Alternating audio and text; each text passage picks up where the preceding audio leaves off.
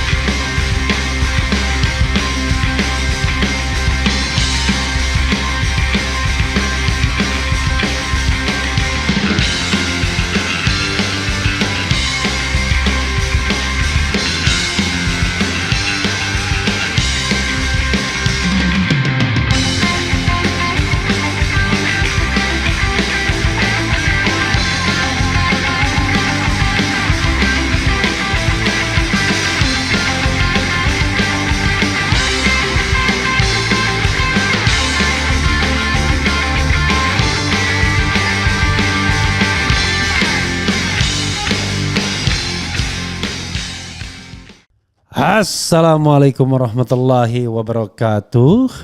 Sobat RH sekalian, jumpa lagi kita di channel yang keren ini. Keren cadas. Cia. Ya, sobat RH sekalian, kita ambil satu video lagi ya. Pastinya menarik ini.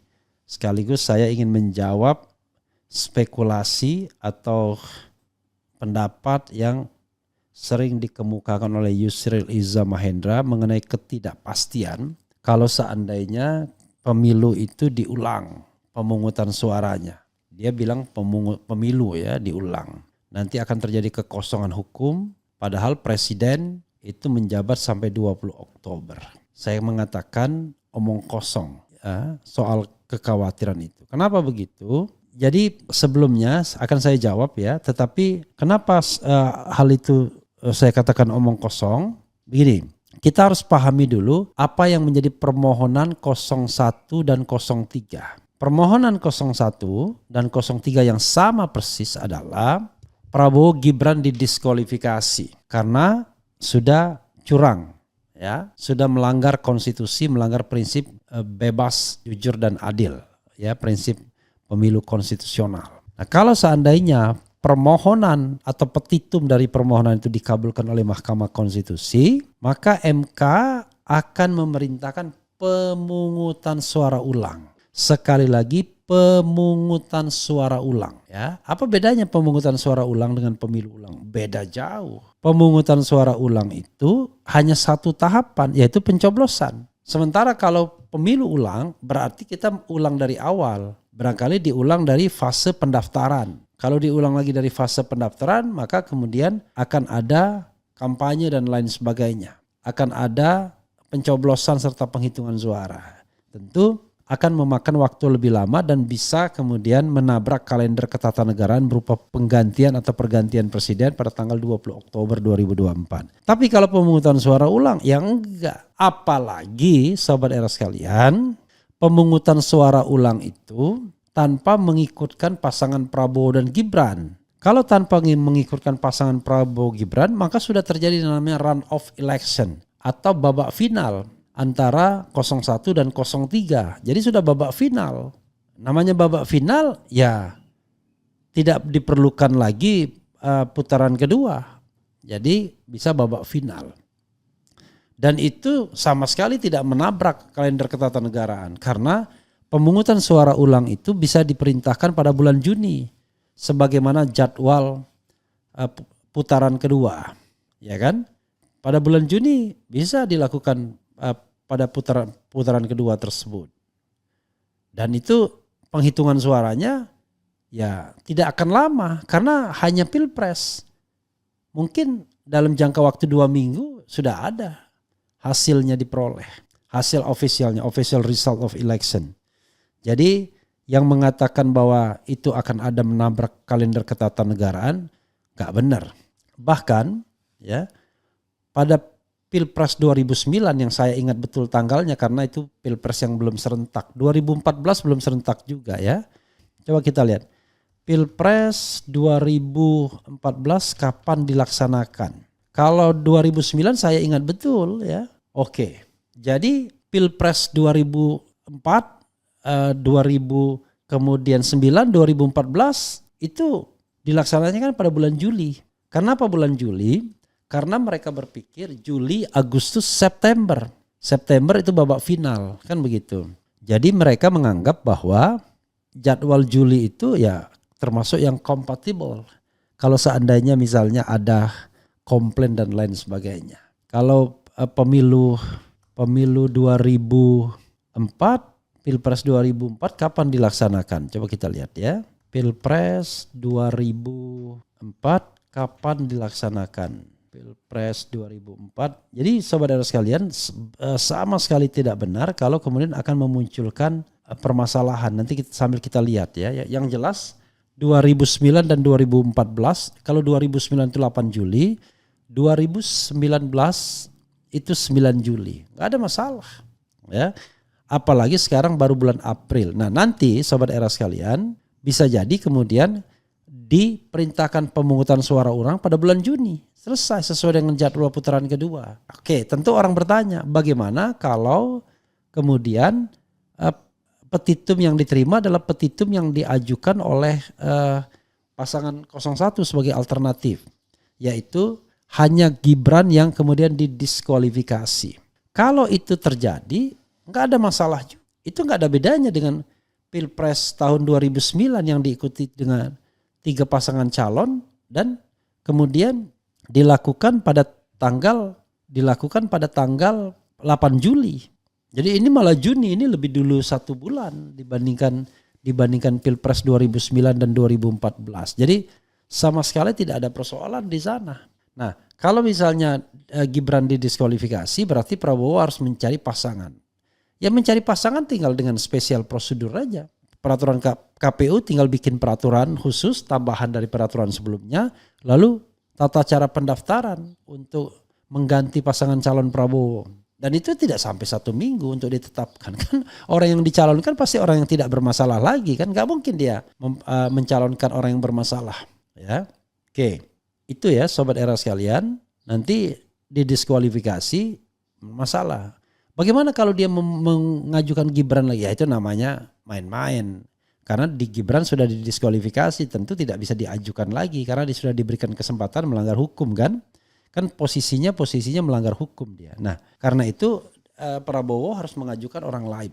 Berarti akan ada Pilpres dengan 3 calon lagi pada bulan Juli. Pada bulan Juni. Ya nggak ada masalah. Apa masalahnya? Nanti kalau seandainya ada komplain, berarti komplain tersebut harus diselesaikan oleh Mahkamah Konstitusi. Dan putaran berikutnya bisa dilakukan pada bulan September. Kalau seandainya ada putaran kedua. Kan begitu. September selesai, 20 Oktober dilantik. Jadi tidak akan ada masalah. Ya. Jadi walaupun kalender ketatanegaranya mepet, tetapi ini kan hanya Pilpres. Pilpres jauh lebih gampang menghitungnya dibandingkan kalau dia ditandem dengan Pileg. Jadi seperti jadwal 2009 dan 2014 saja. Apa masalahnya? Gak ada kan masalahnya. Ya. Jadi kalau orang mengatakan nanti akan menabrak kalender ketatanegaraan, ketidakpastian hukum dan lain sebagainya, ya menurut saya lebay. Ya, menurut saya itu bukan argumentasi hukum.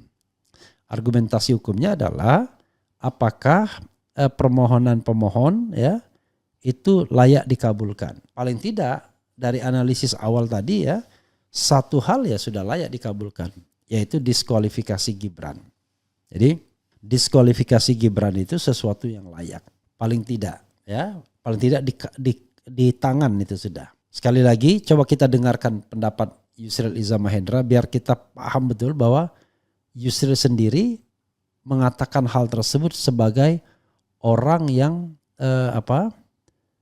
orang yang ini, yang leading lawyer di tim 02, dia sendiri yang ngomong begitu. Jadi coba kita dengarkan sekali lagi apa yang disampaikan oleh Yusril ya. Ini memang ada keputusan yang kontroversial karena kalau kita baca diktum dari putusan itu menyatakan bahwa syarat menjadi presiden, yang calon presiden, wakil presiden yang diatur dalam pasal 167 kalau nggak saya dari Undang-Undang Pemilu itu dikatakan bahwa berusia serendah-rendahnya 40 tahun, dan pasal itu dinyatakan bertentangan dengan UUD 45 kecuali dimaknai pernah atau sedang menjabat dalam jabatan yang dipilih melalui pemilihan umum termasuk kepala daerah. Nah, ini sebenarnya putusan ini bukan putusan yang bulat, dan disebutkan di situ ada 4 orang dissenting opinion, 2 orang konkuren, dan kemudian 3 orang menyetujui diktum putusan. Tapi setelah kita pelajari dengan mendalam, ternyata bahwa 2 orang itu, Ibu Emi dan Pak Puh, itu bukan dissenting. Pendapatnya itu adalah bukan konkuren, pendapatnya itu adalah dissenting. Jadi kalau pendapatnya itu dissenting, sebenarnya ada 6 hakim tidak setuju dengan putusan ini dan hanya ada 3 hakim yang setuju. Tapi diktumnya mengatakan mengabulkan permohonan untuk sebagian dan menyatakan umur 40 tahun itu bertentangan dengan UUD 45 kecuali dimaknai pernah atau sedang menjabat sebagai kepala daerah. Nah, putusan diktum itu adalah putusan yang berlaku dan mengikat, tapi putusannya itu sendiri problematik, dan saya kira ini bisa dianggap orang sebagai satu ada penyelundupan hukum di dalamnya, bisa ada bisa ada kesalahan, tidak nyambung dalam putusan itu, sehingga kalau dilaksanakan nanti tentu akan menimbulkan permasalahan baru. Dan putusan itu memang tidak memerlukan perubahan terhadap undang-undang, tapi perlu peraturan KPU. Dan KPU kalau menyusun peraturan itu harus konsultasi dengan DPR, dan kita tahu DPR sekarang ini reses, dan pendaftaran Pilpres akan dimulai tanggal 19, tinggal 2 hari lagi dari sekarang ini. Apakah KPU masih mungkin dapat mengubah aturan KPU? Jadi ini ada sejumlah masalah yang saya kira memang memerlukan pemecahan serius dari para penyelenggara negara, dan kita mau lihat apakah putusan ini akan dimanfaatkan oleh setiap orang yang di bawah 40 tahun tapi sedang menjabat kepala daerah untuk maju sebagai calon presiden wakil presiden atau tidak.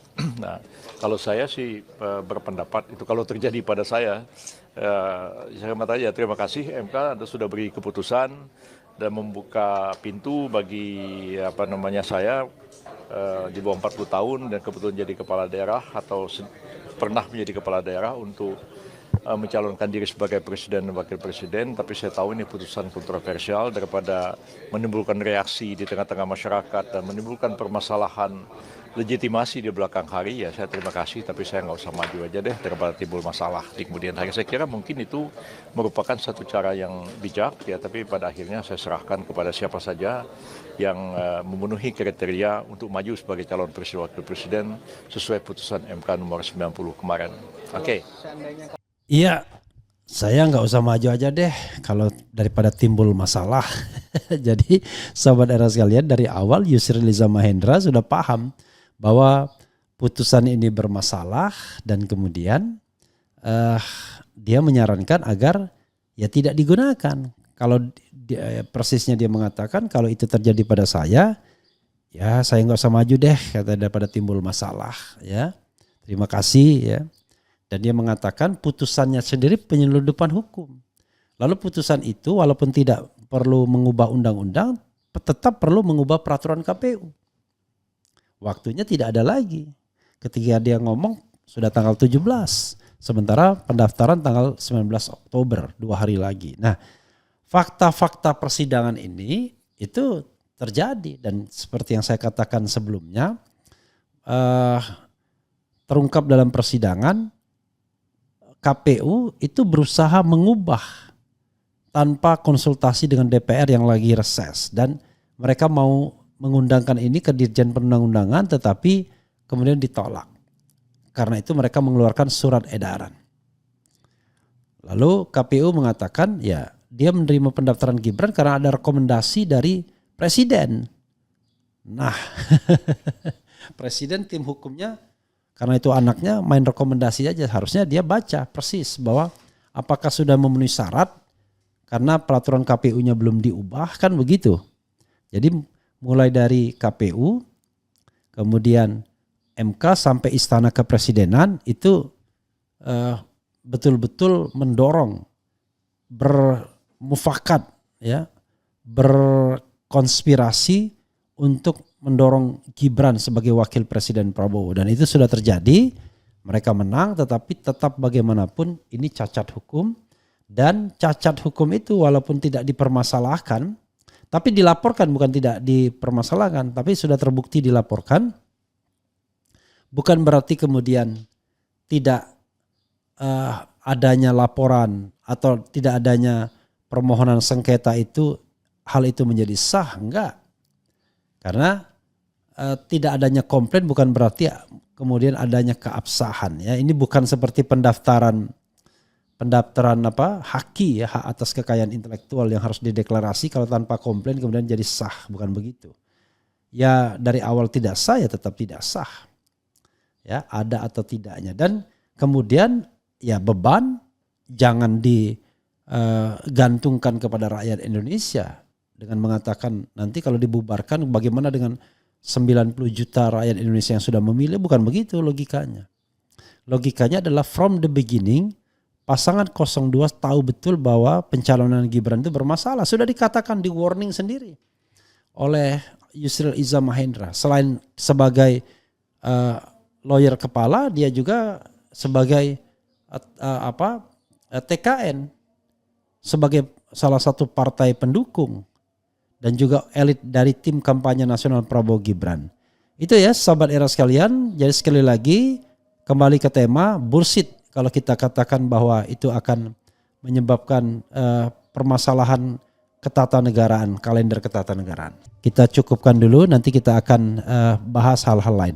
Wassalamualaikum warahmatullahi wabarakatuh. Cia.